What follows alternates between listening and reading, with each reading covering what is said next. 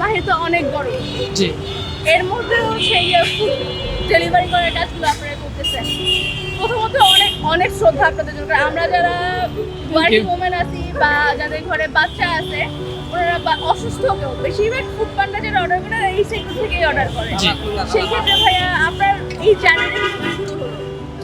জার্নিটা হলো, আপনি চাইলে যে ধরে কথা বলতে পারেন, এটা তো শুনলাম। সমস্যা নাই। আমি প্রথমে আপনার একটা মানে কুরিয়ার সেক্টরে কাজ করতাম, তো ওইদিকে একটু মানে ইনকাম একটু কম হতো, টাকা কম হতো।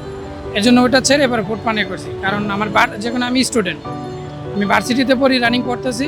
আমার একজন ভাই আছে আলহামদুলিল্লাহ হাফেজ, আর আমার একজন বোন আছে, উনি মাদ্রাসা পড়তেছে। তো ওদের মানে দুইজনের খরচ আমাকে চালাতে হয়, আমার নিজের খরচও চালাতে হয়, ওদের দুজনের খরচও চালাতে হয়। তো এর জন্য আপনার ওইটা আমার মানে যদি করি তাহলে দেখা যাচ্ছে যে আমি ক্লাস করতে পারতেছি না। আমার সপ্তাহে 2 দিন ক্লাস আর 5 দিন আমার অফ থাকে। তো এই 5 দিন আমি এই ডিউটিটা করি, এই কাজ করি। মোটামুটি খরচ দিতে পারেন। মোটামুটি আলহামদুলিল্লাহ 5,000 সপ্তাহে আসে, তো ওইটা দিয়ে ইনশাল্লাহ চলে যায়। আঙ্কেল আন্টি কি আছে?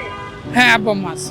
এই পড়াশোনার পাশাপাশি তাদেরকে আপনি সাপোর্ট করতে। হ্যাঁ, তাদেরকে অনেক সাপোর্ট করা হচ্ছে। এই জেনারেশনে এসে ভাইয়া এই মেন্টালিটি রাখাটা অনেক সাপোর্টিভ।